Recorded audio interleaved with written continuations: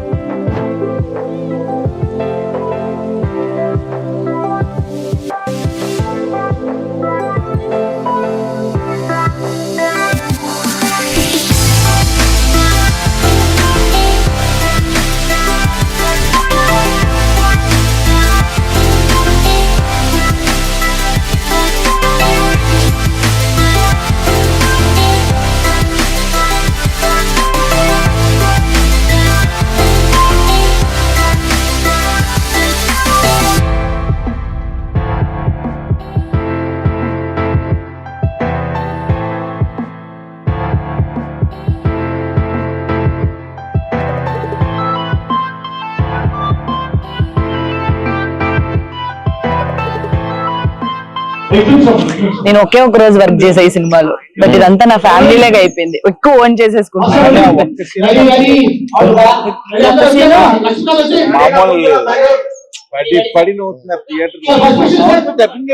చెప్పాను sir, cinema flow కి ఆ సీన్ కి అసలు ఏమన్నా సింక్ ఉంటదా?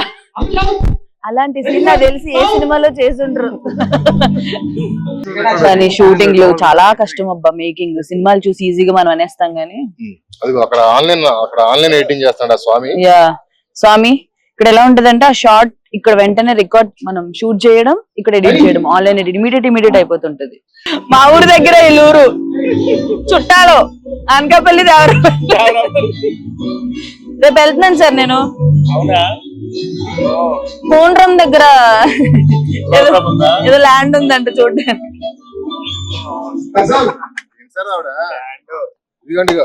ఇలా కారు వెళ్తుంటారు కదా, మనం ఎప్పుడో మంచి ప్లేస్ పోసుకుందాం అనిపిస్తుంది. ఆవిడ వెళ్తే మంచి ప్లేస్ చూసి కొందాం అనిపిస్తుంటారు. లేదండి, బేసిక్ గా ల్యాండ్ల మీద ఇన్వెస్ట్ చేయడం మంచిది. సో మజాకా సినిమా హిట్ అయిన తర్వాత డబ్బులు వస్తాయి చూడండి, అందులో నేను ఒక రోజు చేసినందుకు కొంచెం అమౌంట్ ఇవ్వండి. ల్యాండ్ మీద ఇన్వెస్ట్ చేసుకుంటా. దీనికి మాట రాదు, ఎందుకు ఇస్తారు మాకు? కాదండి, ఇది ఎలాగో హిట్ అవుతుంది, డబ్బులు వస్తాయి. ఒక రోజు చేసినందుకు ఇవ్వచ్చు కదా.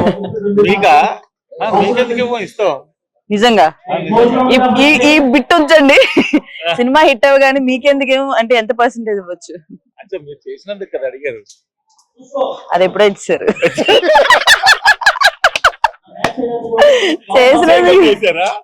లేదు, చేసాక ఇచ్చారులేండి. ముందెందుకు ఇస్తారు నాకు? నేనేమన్నా సూపర్ స్టార్ నా?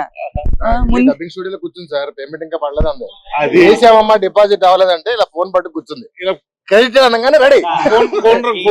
మర్చిపోయా, డబ్బింగ్ అమౌంట్ ఇవ్వలేదండి. డబ్బింగ్ కి కార్ లో వచ్చింది, కార్ కి నుంచి ఇవ్వలేదు. కానీ డబ్బింగ్ చెప్పినప్పుడు కూడా ఎంజాయ్ చేసేది తెలుసా నేను సీన్ ని. మామూలుగా షూట్ లో మనం అందరూ ఉంటారు కదా, ఫుల్ నవ్వుకుంటాం. నేను ఒక్కదాన్ని చెప్తూ అండ్ వీళ్ళిద్దరు కాంబినేషన్ మీకు తెలిసే ఉంటది. మామూలుగానే సినిమాలో ఫన్ ఉంటది, బట్ ఈ సినిమానే ఫన్ మొత్తం. సో ఇంకెలా ఉంటదో. సీట్లు వేస్తాయండి, చూసారా? సీట్లు వేస్తే డైలాగ్ చెప్పడానికి కూడా లేగట్లేదు సార్. ఇంత పెద్ద మూమెంట్స్. కానీ ఈయన చేసిన మూమెంట్స్ ని మనం ఒక మాస్టర్ వాడుకోవాలి. ఎందుకంటే ఇటు కాలు ఊపడం అనేది, ఇలా అనేది, ఇది ఒక స్టెప్. నిజంగా ఇవన్నీ ఈజీగా రావు, ఓన్లీ త్రినాథ్ గారికి మాత్రమే వస్తాయి. మీ స్పీచ్లు అలా ఇస్తారు? ఎలా ప్రిపేర్ అవుతారా? ముందే ప్రిపేర్ అవ్వచ్చు కదా.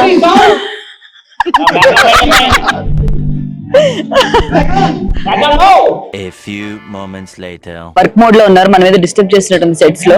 సో పక్కకి వెళ్ళి రైటర్ గారిని డైరెక్టర్ గారిని కొన్ని క్వశ్చన్లు అడుగుదాం. Let's follow.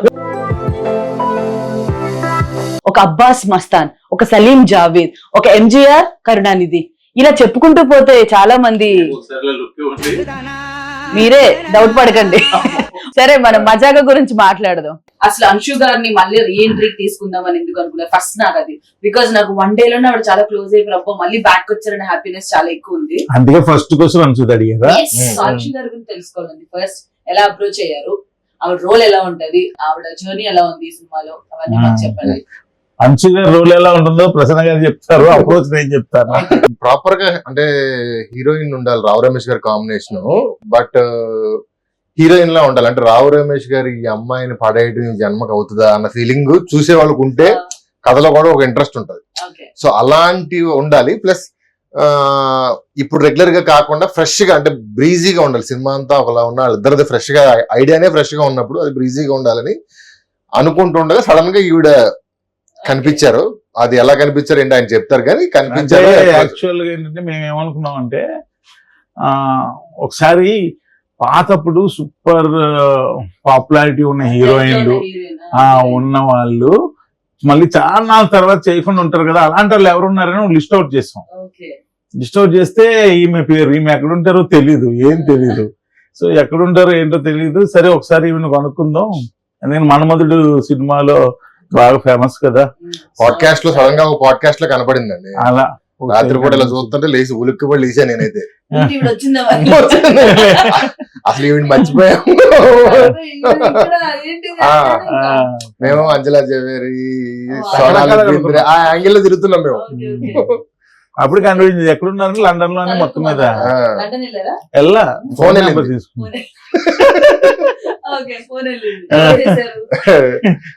ఫస్ట్ ప్రొడ్యూసర్ గారు చేశారు. మాట్లాడిన తర్వాత వీడియో కాల్ లో కూర్చోబెట్టి కథ చెప్పాం. ఆవిడ కథ చెప్తున్నప్పుడు సగం కథ అయిన తర్వాత ఉండుండి చేతులు వెళ్ళా అంటుంది, ఉండుండి చేతులు వెళ్ళా అంటుంది. ఈవిడేంటి కింద ఎవడుకొని నొట్టేస్తుంది, కథ ఇక్కడ ఏంటి అర్థం అవ్వట్లేదు నాకు. కాసేపు అయ్యాక చెప్పింది ఏంటంటే, ముందు అంటే కథ బాగుంది, మహా అయితే హాఫ్ అన్ అవర్ చెప్తారు, నాకు అంతకంటే ఏం చెప్తారన్న ఫీలింగ్ లో వెళ్ళి వాళ్ళ ఫ్యామిలీని ఎక్కడో పికప్ చేసుకోవాలి. వాళ్ళ కాలేజ్ లో ప్రిన్సిపల్ వాళ్ళకి చెప్పేసిందంట, నేను రావట్లేదు, వాళ్ళని అక్కడ కూర్చోబెట్టని చేరలేదు, ఎంత టైం అవుతుందో కూడా నేను చెప్పలేదు.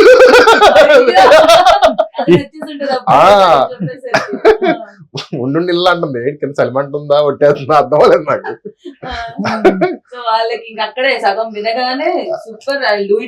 ఆవిడకి డెఫినెట్ గా అంటే ఈ తర్వాత ఎన్ని సినిమాలు చేసినా కూడా ఇది మాత్రం నిలబడిపోద్ది లైఫ్ టైం. వాళ్ళ పిల్లలకు గానీ నెక్స్ట్ జనరేషన్ కూడా ఆ సినిమా చేశానని చెప్పుకునే. ఇంకోటి మళ్ళీ ఇన్ని సంవత్సరాల తర్వాత మళ్ళీ వచ్చి సినిమా చేసి ది బెస్ట్ ఫిల్మ్ తో మళ్ళీ ఈ సినిమాతో అదైతే ఎక్స్పెక్ట్ చేయగలం. మీ ఇద్దరు కాంబినేషన్ వస్తున్న సినిమా అంటే ఆబ్వియస్ గా ద బెస్ట్ ఉంటది. అందులో అంశు గారు జాయిన్ అయ్యి చేయడం అనేది ఇంకా సూపర్. అదే మీరు జాయిన్ అయ్యి ఒక యాడ్ చేయబోతే ఇంకా సూపర్ సూపర్. అది మాకు ఇంకా నమ్మకాలు పెరిగిపోయాయి మా మజాక్. నన్ను ఎక్కడ మర్చిపోకుండా అక్కడెక్కడ నేను చేయడం నాకు హ్యాపీగా అనిపించింది మీ కాంబినేషన్ మూవీలో. And waiting for that, like cinema చూడాలని చాలా వెయిట్ చేస్తున్నా. చూద్దాం. నెక్స్ట్ సందీప్ కిషన్ గారు, రావు రమేష్ గారు, ఫాదర్ అండ్ సన్, వీళ్ళ కోసం రాసుకున్నారు ఆ స్టోరీ. ఈయనైతే రావు రమేష్ గారిని మైండ్ లో పెట్టుకునే నేను రాసినప్పటి నుంచి ఎప్పుడు నాకు, అంటే ఈ కథ ఇప్పుడు కాదు, మేము ధమాకా చేస్తున్నప్పుడే పూర్తిగా కాకపోయినా లైట్ గా లైన్ గా తెలుసు. అప్పటి నుంచి రావు రమేష్ గారు అని అనేవారు. ఈయన ఫస్ట్ నుంచి ఆయన అనేవారు, అనుకోకుండా ఆయనే అందులో పడడం జరిగింది. ప్రాపర్ యాక్టర్ అండి, మీ యాక్టింగ్ క్రాఫ్ట్ తెలిసిన యాక్టర్. ఇక్కడ ఏ క్యారెక్టర్ కి ఎంత వరకు ఏం చేయాలి, మాడ్యులేషన్స్ ఎలా ఇవ్వాలి, everything top notches. Next level అండి. And I can see that fun అనగానే ఆయన యాంగిల్ నుంచి ఎలా వస్తుందో అర్థమవుతుంది. ఆయనతో వర్క్ చేశాను. యాక్చువల్ గా ఈ సినిమా అనుకున్నప్పుడు అందరూ ఫాదర్ సన్ కదా, ఆల్రెడీ హీరోగా చేసిన వాళ్ళు కొంతమంది పెడదాం ఇది అంటే నేను అన్నాను, వాళ్ళు ఇంతకు ముందు చేసింది ఎనీ గివెన్ హీరో, ఇంతకు ముందు హీరోగా చేసిన వాళ్ళు ఎవరైనా చేసింది అది. ఈయన ఆ పనులు చేస్తుంటే అది ఫ్రెష్ గా ఉంటది, చూసేవాళ్ళు అది ఉంటది ఈయన ఎప్పుడు ఒక పెద్ద తరహాలో లేక విలన్ లేకపోతే ఇవి చేస్తారు కానీ ఈ యాంగిల్ లో ఎక్కువ ఎక్కడ చేయలే. కనబడలేదు. ఇది మార్నింగ్ వచ్చి ఉంటే మీకు తెలిసి ఉండేది ఒక 50 మంది డాన్సర్లతో ఆయన డాన్స్ బిట్లు వేస్తున్నారు. రావు రమేష్ గారు చూడలేదు నువ్వు ఇలా చూడలేదు. తెలుస్తా నీకు. Miss అయిన అయితేనే అసలు లేదా? మేము చూస్తున్నప్పుడు మేమే విపరీతంగా పట్టు వస్తుంది మాకు. ఇంక వెనకాల 50 మంది డాన్సర్లు. ఫేస్ ఎక్స్ప్రెషన్ తో నవ్వొస్తుంది. మామూలుగా ఏదైనా పని ఇది. స్టెప్స్ చేసినప్పుడు ఆయన చూడాలి, నేను ఊహించుకుంటున్నాను. ఆయన షార్ట్ చేసి రావడం పక్కన కుర్చీ వేసి కూర్చుని సార్ మిగతా అన్ని సినిమాల్లో నా కొడుకుని ఏమేం చేయొద్దని అవన్నీ చేస్తున్నారు సార్. రోజు అదే మాట ఆయన రోజు. Super super. కొత్త రావు రమేష్ గారిని చూడబోతున్నాం మనం ఈ సినిమాతో. అండ్ సందీప్ గారు అంటే సందీప్ గారి నుంచి నేను మేము వేసుకొచ్చాం సినిమా చేసినప్పటి నుంచి నాతో చెయ్యాలని ఇంట్రెస్ట్ అయింది. మీరు వయసుకు వచ్చినప్పటి నుంచి చూసారా? మేము వేసుకొచ్చాం నా ఫస్ట్ ఫిల్మ్ పేరు అది. Okay. ఆ, So, ఆ మూవీ నుంచి సందీప్ ఆయన గారు ఎప్పటి నుంచి obviously interest. తెలుసు. సందీప్ గారు అప్పటి నుంచి కరెక్ట్ గా చెప్పాలంటే దినాల్ గారు ఒక చిన్న సైజ్ ఫ్యాన్ ఆయన. దినాల్ గారితో సినిమా చేయాలని ఆయనకి Wow. But అది అన్ని మీతో చేయాలనుకున్న వాళ్ళు చేయడం అండ్ మీరు ఎవరితో వర్క్ చేయాలనుకున్నారో వాళ్ళందరూ కాంబినేషన్ లో yes, చేయడం yes, yes. డెఫినెట్ గా ఒక గుడ్ ప్రొడక్ట్ అనేది వస్తుంది. ఆ హెల్దీ అవునవును. ఎందుకంటే అందరం కలిసి ఇంట్రెస్ట్ పెట్టి సినిమా చేస్తున్నాం. చేసుకుంటే అది డెఫినెట్ గా హిట్ అవుతుంది. అవును. పాజిటివిటీ అనేది కనిపిస్తుంది ప్రతి దీంట్లో కూడా. అవును. అలానే అనిపిస్తుంది నాకు కూడా. అవును. సో నెక్స్ట్ రీతు గారు. దీంతో ఏంటంటే ఈ సినిమాలో 2 ఇంపార్టెంట్ క్యారెక్టర్స్ అంటే లేడీ క్యారెక్టర్స్ అంశు గారు రీతు గారు. వీళ్ళిద్దరి మధ్య ఒక భయంకరమైన వార్ జరుగుతూ ఉంటది. ఓహో. సో వార్ అంటేనే ఇద్దరు సరి అయిన కింగ్ లో లేకపోతే సరి అయిన ప్రిన్సెస్ లో ఉండాలిగా. సో అలాంటి ఫైట్ చేసే ఇది ఉండే అమ్మాయి ఎవరిలో కనిపిస్తుంది. చాలా ఇన్నోసెన్స్ అది ఉండొద్దు. ఓకే. ఇలా అనుకుంటున్నప్పుడు హీరోయిన్ సాఫ్ట్ గా అలా రీతు యాటిట్యూడ్ బాగా చేస్తుంది. బాగా యాటిట్యూడ్ ఎరగెన్స్ పెళ్లి చూపుల్లో గానీ వాటిల్లో గానీ అప్పుడు అలా ఎవరిని ఎక్కడ పెట్టాలి అక్కడ పెట్టే పనులు బాగా చేస్తుంది. ఏదో గుర్తొస్తుంది. సో అందుకని ఈ క్యారెక్టర్ కి ఆమె సూటబుల్. yes. సందీప్ గారు అసలు చాలా ఉమ్. చాలా చేంజ్ అయ్యారు కదా. అవును. ఇప్పటికి చాలా అసలు చాలా ఆయన పర్సనాలిటీ గానీ అవును. ఎవ్రీథింగ్ భలే కనిపిస్తున్నారు. నాకు ఈ మధ్యలో ఒక అమ్మాయి సందీప్ తో చెప్దాం అనుకున్నాం కుదరలేదు. ఒక అమ్మాయి ఎవరో నాకు ఇన్స్టాగ్రామ్ లో మెసేజ్ చేసింది నేను సందీప్ ఫ్యాన్ అండి అని. ఓకే అది ఇదని మాట్లాడుతూ ఒక రోజు సినిమాలో జూనియర్ ఆర్టిస్ట్ వచ్చేసింది ఓన్లీ సందీప్ ని చూడడానికి. అది అయిపోయిందా నువ్వు అంటే సార్ నేను సందీప్ చూడడానికి వచ్చాను. సరే ఓకే నువ్వేంటి జూనియర్ యాక్టర్వా ఏది కాదు సార్ ఓన్లీ సందీప్ చూడడానికి ఎవరన్నా పట్టుకుని గుంపులో వచ్చాను. అది అయిపోయిందా. ఓ రోజు మెసేజ్ పెట్టింది నాకు చాలా బాధగా ఉంది సార్ ఏదో అయ్యింది ఇంట్లో కష్టం అది నాకెందుకు చెప్తున్నానే లోపు ఆవిడ చెప్పాలని షేర్ చేసుకుంటుంది ఏంటంటే ఆవిడకి ఎప్పుడు బాధగా ఉన్నా సందీప్ వాళ్ళ ఇంటి దగ్గరికి వెళ్ళి ఆ సందులో కాసేపు కూర్చుని ఏడవాలనుకున్నప్పుడు వెయిట్ చేసి ఇంటికి వెళ్ళిపోతుంట. అంత పెద్ద ఫ్యాన్ అయితే సందీప్ గారిని కల్పించారు మీరు.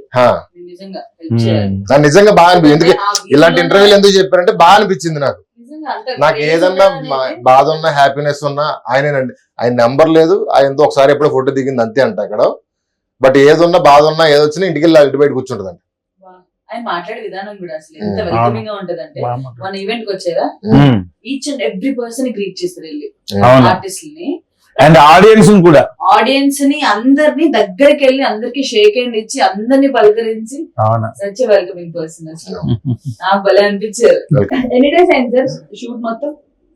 ఇప్పటికి కరెక్ట్ గా ఈరోజు 60th డే 60 రోజులు. 60 రోజులు ఆల్మోస్ట్ అయిపోయింది కదా. ఆల్మోస్ట్ అయిపోయింది. ఒక సాంగ్ పేరెంట్స్ అంటే ఫాస్ట్ తీసారండి. అదే ఫాస్ట్ గా తీయమన్నారండి.